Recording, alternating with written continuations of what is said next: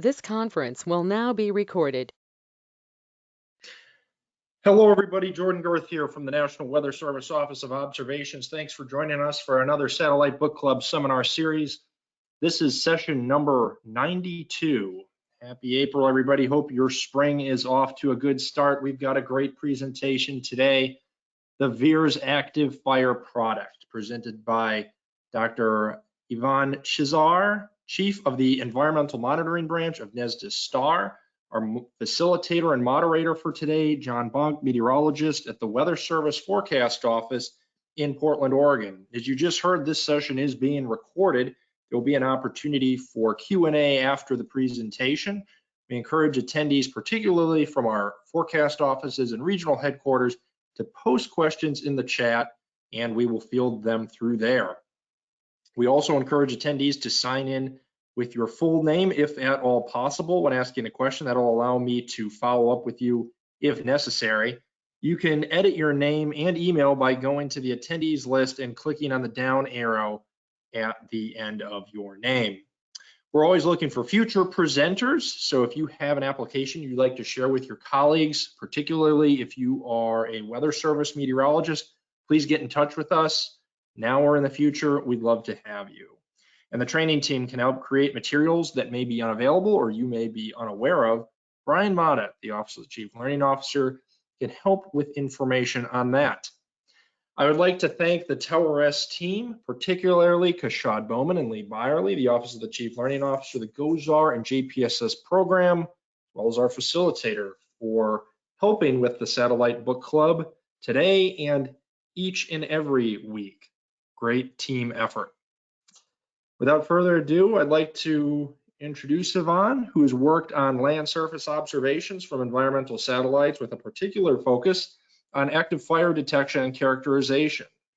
Previously, he led multiple research projects aimed at fire mapping and monitoring from the Advanced Very High Resolution Radiometer, or AVHRR, the Moderate Resolution Imaging Spectroradiometer, or MODIS, and the GOES imager.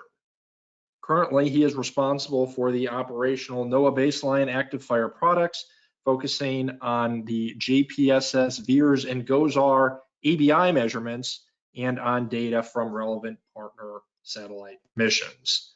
Ivan, welcome to the book club. Okay, thank you very much, and thank you for the opportunity to present here. So I'm going to talk about the VIIRS Active Fire product. I'm the presenter, and of course, there are many other people who contributed to this presentation, and in general, there are many people who contribute to the overall work to generate active fire product or products from JPSS VIIRS. Next one, please. So first, I would like to say a few words about how we detect and characterize fires without going into too much detail. So we look at the radiometric signal. The radiometric signal is based on the fact that there's a difference of how different wavelengths this signal behaves for a hot target. So in the upper right, you see the Planck function for different temperatures. So if we look at 300 K, which is more or less a land surface, and then we go to 1000 Kelvin, you see that when we go at 10 micrometer, which is thermal infrared, more or less, we, going from 300 K to 1000 K, we have about 2 orders of magnitude increase in radiance. However, if we come to shorter wavelengths, you look at about 4 micron, we have close to 4 orders of magnitude increase in the radiometric signal. So that's how we take advantage of this signal. And this is extremely important, especially in our scenario when we deal with moderate resolution pixels, a few hundred meters to a couple of kilometers. So this very strong signal at the shorter wavelengths overwhelms the signal from the background, even if the fire occupies a small fraction of the satellite pixel. So that's how we see small fires with larger pixels. We also take advantage of the spatial signals. So we look at the surrounding pixels, and we assume that if the fire pixel is distinct from the surrounding pixels which have no fires, that's an indication of a real fire. And we can also look at the temporal signal. For a reasonable time interval, there should be some persistence in the fire. Next one, please. Fire detection is basically a sub-pixel fraction problem. The smaller the pixel, the smaller the fire, or the cooler the fire we can detect. So these are curves of 50% probability of detection at nadir as a function of fire area and fire temperature. This is the theoretical curves. Every real situation, it varies somewhat, but the relationship holds. So if we look at, for instance, look at the GOES-R ABI and the VIIRS I-band pixels at a given temperature, you see the area of the fire is much smaller that is detectable by VIIRS I-band than GOES ABI. Many times, there's a many times increase in detection limits for ABI. And here's an example on the right for that. So you see a larger fire. This is actually GOES-R ABI. A larger fire. This is the Bobcat fire. You see pixels detected, and they are in this brownish color. But then you see some fire activity further in the bottom right area in one of the other pixels, and that was not detected because it's a smaller fire. So fire detection is a sub-pixel fraction problem. Next one, please. Within the VIIRS active fire product, we also produce VIIRS fire radiative power, or FRP. The definition of that is the rate of emitted radiative energy by the fire at the time of the observation. So here's a formula for the definition. We take the individual thermal components based on their fractional area within the satellite pixel. We sum it up, calculate the broadband radiative energy. And then the commonly used retrieval approach is much simpler. This was developed by Martin Worcester back in early 2000s, where the way the algorithm works is we look at the radiance in the mid-wave infrared at 4 micron for the fire, and then the background. And what Martin Worcester found was that there's a linear relationship between that radiance contrast and the overall fire radiative power. So this is the baseline algorithm that we use in our operational products. And once we get the fire radiative power, that is very important for several reasons. I listed here 3. We can better locate the area of the most intense burning. We can better determine the amount of emissions into the atmosphere because we observe and characterize the burning process. And we can also better characterize the atmospheric dynamics caused by the fire, whether we can better determine the height of injecting smoke into the atmosphere. Next one, please. So if you hit it again, please. Our primary fire band for VIIRS is M13. It is an M band, moderate resolution band, 750 meter resolution at nadir. The advantage is that it has a high saturation level. So for the overwhelming majority of pixels, for large fires, we can measure the radiant intensity all the way up to the large fires. So the signal is really good for fire radiative power. Click again, please. But we do have another band in the mid-wave infrared, which is I4 at about 3.7 micron, which provides a similar signal, and that is 375 meter resolution. So it's better spatial resolution, which also means lower detection limit. But the signal is poor for fire radiative power because of the low saturation level. So if you click again, so what we really do in the latest NOAA operational product is a hybrid approach where we use the I-band for detection, and then we use the M-band for fire radiative power retrieval, partitioning the signal from the I-band within the M-band footprint. Next one, please.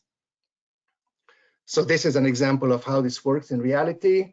So on the top left, you see VIIRS band I4 brightness temperature grayscale image, and you see the fires there in the middle. We have a lot of saturation, so the output is a saturated value, which is 367 Kelvin.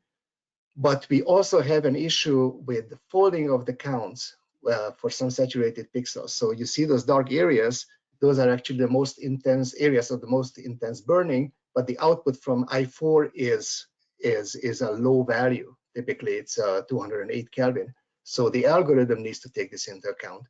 If you look at the bottom, that is the M13 image. It's a brightness temperature image, grayscale, you don't see any saturation. And what the algorithm does is it combines the observations, the measurements from these two sets of bands. Of course, we have multiple bands for different purposes in the algorithm, and generates a product which you can see on the right. This is a I-band fire radiative power product in JSTAR mapper. Next one, please.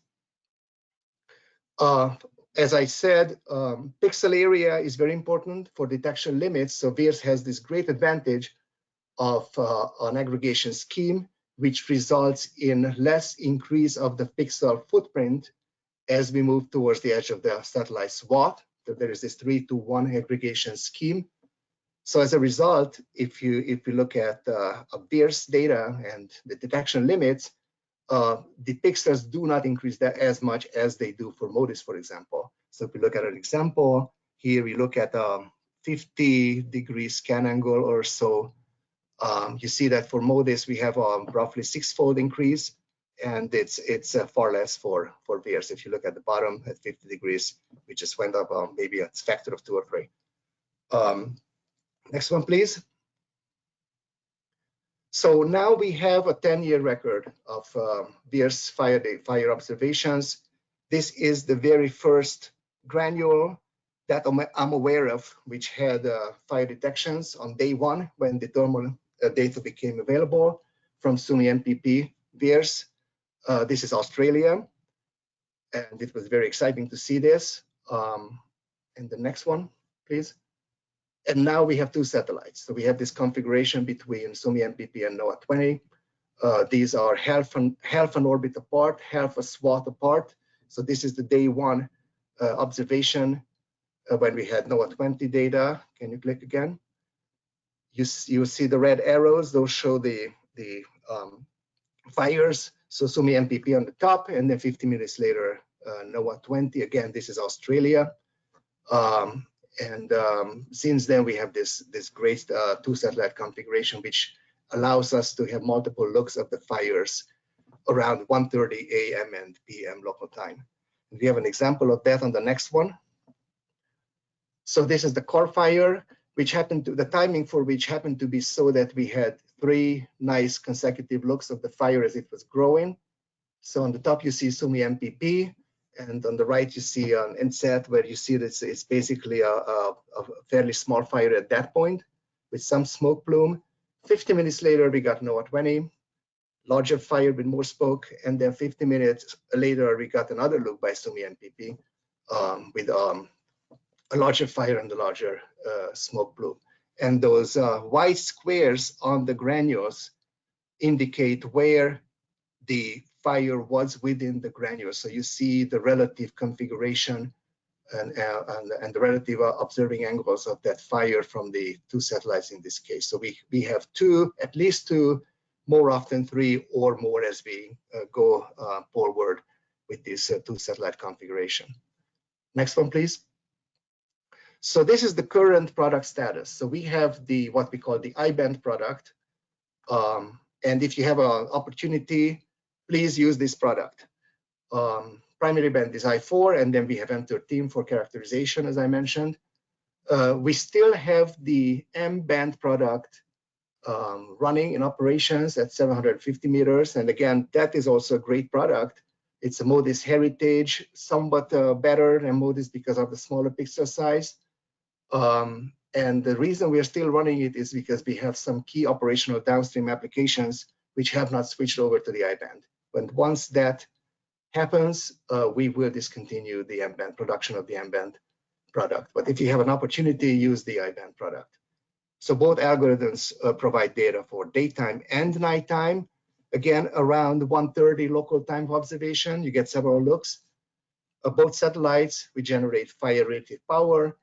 We provide a full fire mask in the baseline product, the net CDF file that we generate. And we also added more recently a persistent anomaly flag as an indication where we believe that it's not really a biomass burning related hotspot. So the production system is the global, for no global near real-time data is NDE. That's our ground system for JPSS. And that has a certain latency as the global data come in from each orbit. And then also the other option is direct broadcast. The algorithms are in CSPP, the direct broadcast processing package, and using direct broadcast data will decrease your latency. And we have various outlets of this. JSTAR Mapper is one, RealEarth is another one. Next one, please. This is an example, very characteristic example of the difference between the M-band and the I-band algorithm in terms of spatial detail. This is the campfire, and if you look at that area within that oval, you see that the M-band missed the fires, which the I-band detected. If you see, look at the background image, it's obviously vegetated area where there was fuel for the fire to propagate further down in that area, and the I-band product provided really good spatial delineation of that fire activity there. Next one, please. And click again, please. So this is 1 year of SUMI MPP VIIRS I-band fire-rated power. You can see the relationship between vegetation dynamics and fire activity, very marked seasonal cycle in Africa, but you can also look at the Northern Hemisphere quote-unquote fire season during the warm part of the year, fires in the Amazon, fires in Siberia, many places. The background is the green vegetation fraction from VIIRS. So these are all both our own products. We missed a few days, so I put an asterisk there because we had some data issues, but for visualization purposes, it's a year of data. Next one, please. So this is the product content. I don't want to go into too much detail about this. When you get the net CDF file, you get a fire mask. That's the fundamental information, some quality information, and then you get a sparse array with the which includes information on the location within the granular geographic location, the radiative power, a measure of confidence, and the persistent anomaly flag and some other bits of information. And we try to make the two products, M-band and I-band, fairly consistent at this level in terms of product content. Next one, please. This is the fire mask. So again, we say something about each and every pixel, from missing data all the way to fires. So classes 7, 8, and 9 are the fire detections, the different confidence levels. But in between, we also have information on pixels which were classified as cloudy. So there was no attempt of detecting, characterizing the fire, water, clear land, and so on. So if you have an opportunity, look at the full fire mask. If you get the data in a different format, I still encourage you to look at cloud information to have an idea of cloud obscuration for the product. Next one, please. So I talked about JSTAR Mapper. This is one way to look at data where what detections happen. This is the global system that we provide information of the operational products. So on the bottom, you see the Oklahoma Panhandle fire. I grabbed this image this morning. This is the fire that occurred there recently.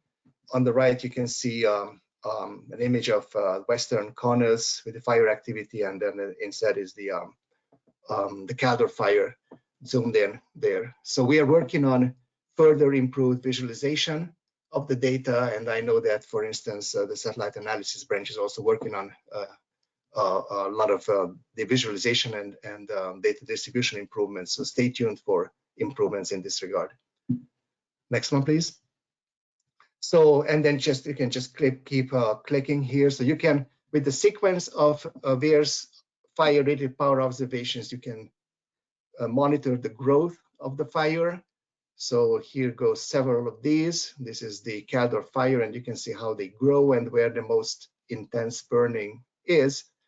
And if you can just click a couple more, I think if you can stop here for a second, you see here the more intense burning in the eastern part of the fire front, the western part kind of towards the middle, and also the northern part.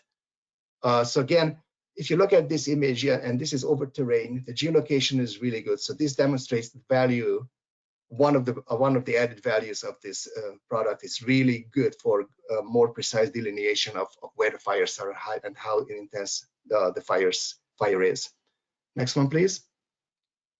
So remember the area that I pinpointed. I included here examples of the imagery type products that enhance the information on fire. So these are the fire temperature RGBs, various versions that you're probably very familiar with. And you see that the areas that I pinpointed in the automated fire relative power product, those are the same areas where you see the strongest fire signal here in the fire temperature RGBs. And on the right, you see the VIIRS fire RGB, which helps better looking at, for instance, the burnt area as the fire moves along. Next one, please. I mentioned the persistent anomaly flags. So initially, we did not have that in the product, and that is shown here in the top.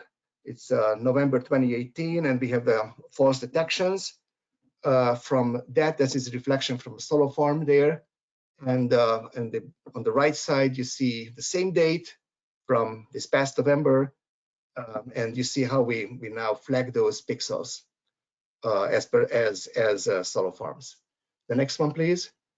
Just want to mention as a curiosity, if you look at the bottom only, because of the half orbit relative configuration of the two satellites, if you look at the dates here, we have a signal here on November 10th, and then from the other satellite, we have the same configuration, observing configuration 8 days later, so we have a signal again, and then we have another one 8 days later from the first satellite. So it's very interesting to observe this 8-day sequence of these reflections. Of course, as sun angle changes, ultimately this will disappear, but it's an interesting configuration here.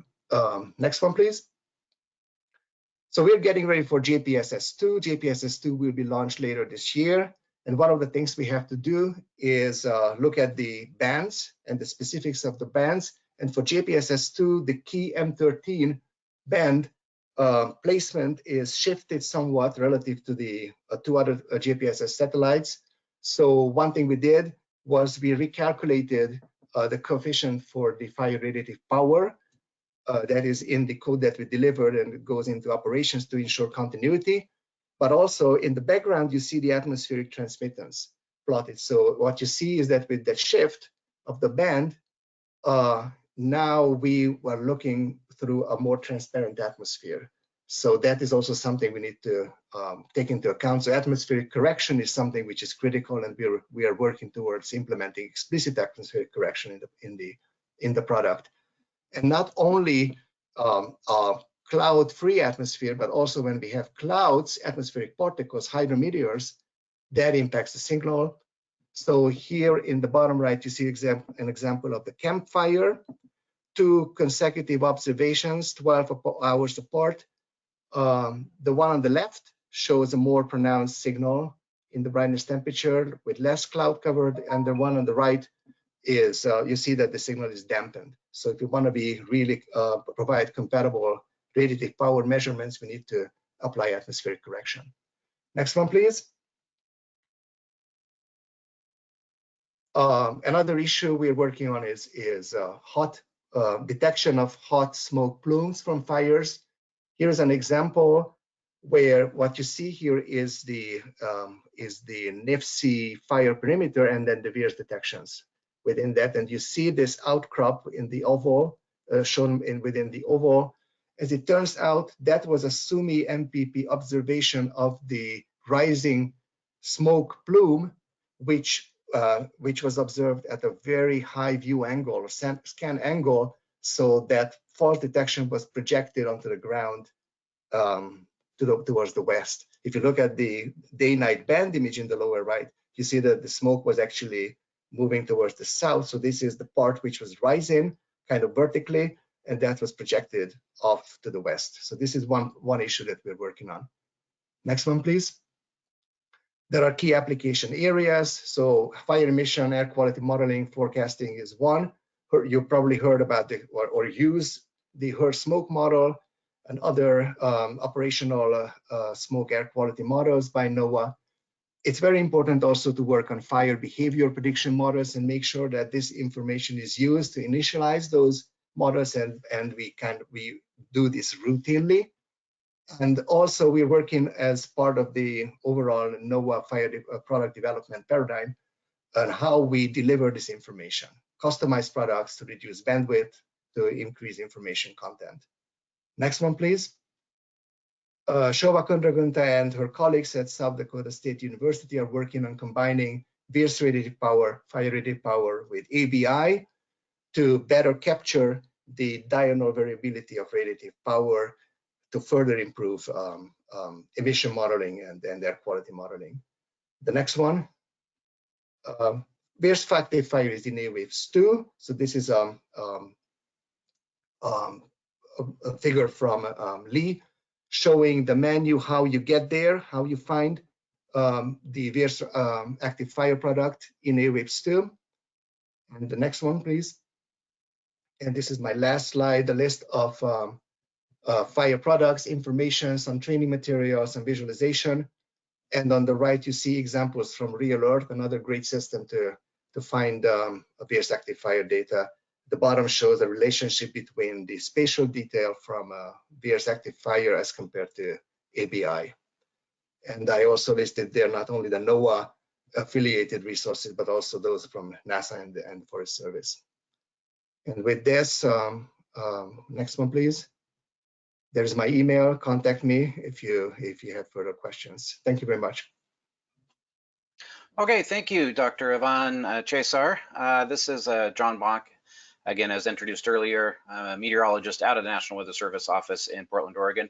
I'm also an incident meteorologist that goes out and works with the wildfire teams, and a lot of this is very applicable for our daily use. So let's begin our discussion session. So please stay on for the discussion. We are especially looking for engagement from the WFOs and the regional offices. And if you haven't already changed your name in the attendees list there by using that down arrow pull down menu next to your name, please do so. It'll just help the facilitating of follow-up questions, and also for those who have the questions. If you have a question, please enter that into the Google chat room. And also, if you would just like to verbally ask your question, state such, and we will be happy to call on you. And then also in that chat room is a feedback survey that has been posted that's really helpful to make sure that the content that is being provided is relevant for your needs. Just a quick plug for next week. 1 week from today, on Thursday, April 14th at noon Eastern, Joseph Patton from the University of Maryland Cooperative Institute for Satellite Earth System Studies will discuss global lightning mapper observations and aircraft flight paths during thunderstorm events. And then finally, if you have questions regarding the Satellite Book Club or how to configure AWIPS for these satellite products, please contact the Towers S team, and specifically Lee Byerly and Kashad Bowman.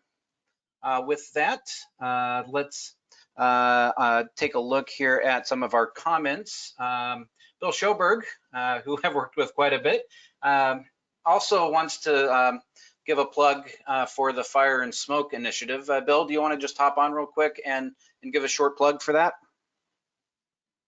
Sure. We just, this is... Oh, Bill, we lost your audio. Try it again. How's that? Can you hear me?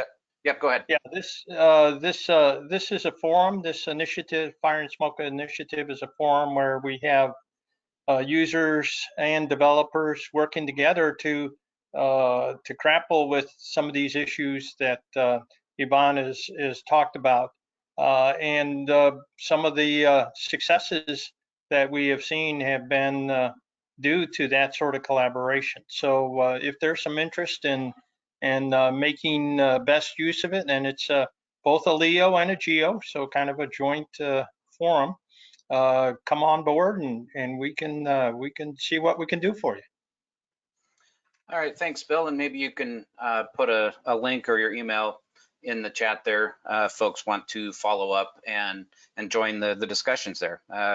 Yeah, these happen, if I recall correctly, about once a month. And I've been fortunate enough to have all the moons and stars align and participate myself. So John, if I may just add one comment to what Bill just said. So the development of the HER smoke model and the use of VIIRS, this was a true co-development with the user. So this was one of the projects that was sponsored by the Fire and Smoke Initiative. So one of the success stories about how we work together to make sure that what we produce is good for the users. Excellent point there, Yvonne. Thank you. While I'm waiting for additional questions and comments to come in, Yvonne, we know that Terra Modis is near its end of life. What are the plans for that polar fire data once Modis does reach its end of life and is decommissioned? So we're looking at two satellite systems. One system is already in orbit. That's ESA Sentinel. So we have ESA Sentinel 3A and Sentinel 3B, which has these satellites have a sensor and imager with the proper observing capabilities. So we are evaluating these products. So basically, if you put together two satellites, you get something fairly similar in terms of coverage and observing capability to MODIS. So evaluation is ongoing for that. And in the longer run, our partner agency, EUMETSAT, will launch the Meteosat second generation satellites. And that satellite series will have a sensor and imager which will enable fire detection and to some extent characterization. So we need to do some work to make sure that we characterize that we are able to characterize the data for a broader range because of the saturation level set there. But between these two satellite systems, we are looking at replacing Terra Modis when it goes away.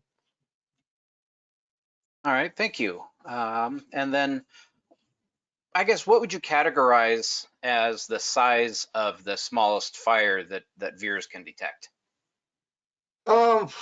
Kitchen table or so several square meters. It depends on the conditions, really.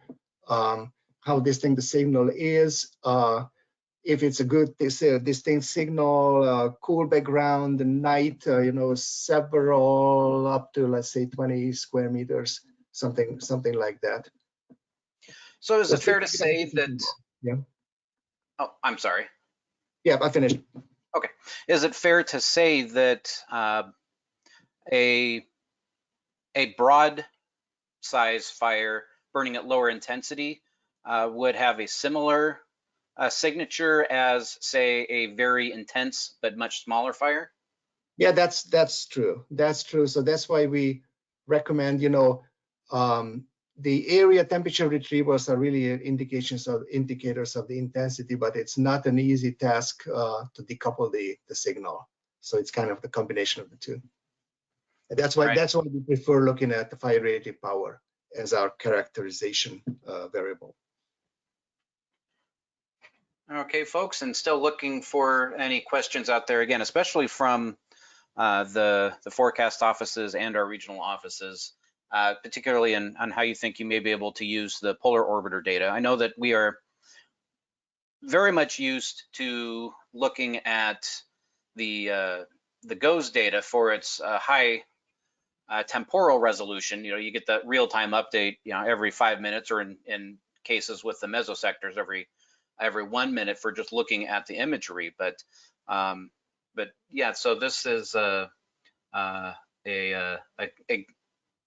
good feature. And Yvonne, I guess, how would How would you classify the advantages of the polar orbiter data against the GOES data, especially given some of that time lag in receiving the polar orbiter data? Well, the better spatial detail and putting the fire in the right location is definitely something. So you can also use the two satellite data sources in conjunction and help initialize the positions of the fire pixels and fill in the gaps between as you move forward. Now, one thing that I really would like to see as a routine or operational application is initializing the fire behavior models. And then you can run those forecasts several hours ahead of time, and that would be a tremendous resource for resource management. Managing your crew and working with the fire behavior analysts to see where the fire is expected to go within the next several hours. And I believe that VIIRS has a great potential for that. There have been examples of this. There is research on this, but not routine application. Yeah, and so I guess from my perspective operationally then, we can act either as incident meteorologists or even within most of the average forecast staff within the forecast offices. We can start acting as that conduit to ensure that the decision makers out there know that this data is available. They have a lot of talk about it. And just within a very small circle. So it's mostly, again, those fire behavior analysts, but just starting to get the awareness, I think, even out to some of the operational folks is quite important. Let's see, Curtis Seaman from CIRA does ask, Yvonne, are you in touch with the Canadian Wildfire Sat mission and group? Yes, we are. So a lot of this collaboration is occurring within the framework of the CIAS wildfire pilot, where that group is one of the leading agencies. So yes, that we are aware of this. So we are working with that group, and as we're building the next polar constellation of observations for fires. Yeah, Yvonne, if I can jump in too, if you look at some of the same products that our fire group does, our U.S. fire group does online, Canada is using VIIRS as well. So if you just go on and say, oh, let's look at what fires are still active and how big they are and that sort of thing. Yeah, this goes back all the way to the AVHRR era. So the CCRS, the Canada Center for Remote Sensing, they ran a very good AVHRR-based fire monitoring system, and they continue ever since in this regard. Okay, we have a comment from Michael Jomokowski. Says, FYI, NOAA is holding the Pathfinder's Fire Tabletop exercise next week as part of the overall effort to understand how different communities are using data to inform the development of GeoXO program, future products and services. Also, question from Scott Lindstrom, how accessible are VIIRS fire products to IMETs stationed in the field? And Yvonne, if you don't mind, I can take that one. Yes, please go ahead. Okay, and we have accessibility through a variety of options. Again, the opportunities through Real Earth and the other methods there that Yvonne mentioned on his slide. We also have access to data from the United States Forest Service through their remote sensing program. They put that data available into a Google Earth KMZ, and if you're more interested in that, I would just say do a search for USFS, United States Forest Service, fire detection remote sensing, and that'll bring you some pretty good links on how to access that information as well. As far as getting the data into, like, we have a thin client version of AWIPS that we use. That varies by region, especially since that data, I believe, comes down through the LDM. But in working with the Cloud AWIPS group last summer, I believe they were able to get that in, get the low Earth orbit data, in there as well. So yes, to answer your question very succinctly, we do have plenty of access to that out there through a variety of sources. And let's see, it looks like Bill Schoberg put some links into the chat for some of the Canadian data websites. And we're getting close on time, so if you have a question, by all means, please go ahead and enter it now and we'll address it. In the meantime, Yvonne, I found it really interesting that you brought up that McCash Fire false projection there that was across the Klamath River. I happened to be deployed on the McCash Fire at that time, and oh boy, did that when folks, the operations folks, started getting a look at the VIIRS data off of there, they were panicking because they did not want the fire to go across the other side, and fortunately, I did recognize kind of the signature of kind of that equally spaced grid projection when the higher altitude heat does get projected downrange there. So I got a personal pleasure out of you seeing that. I'm really glad that you guys are trying to address it, because if there is some way that that data could be at least flagged as more questionable than other data, I think that'll really help the fire community there. Yeah, definitely. And another aspect of this is good that we have two satellites. So I think NOAA 20 had the problem, and the SUMI MPP, if you look at SUMI MPP or the other way around, did not have that. So if you look at two satellites, of course, they are 50 minutes apart, but that helps also clear up some of this. But definitely we want to catch those and flag those.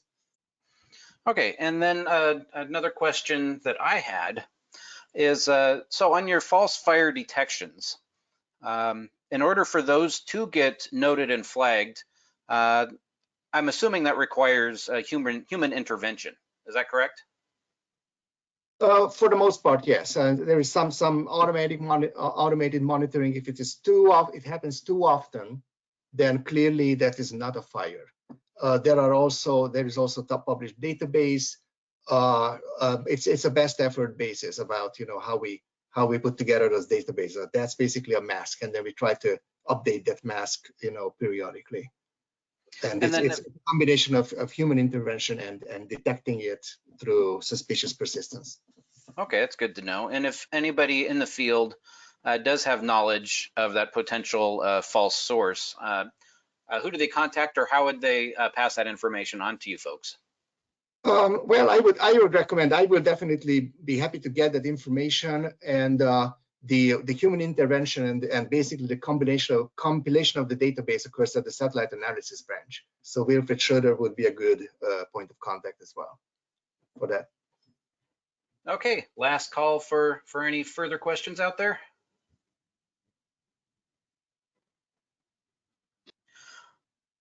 Okay, seeing and hearing none, I sure appreciate that. And then I believe, Jordan, I hand it back to you.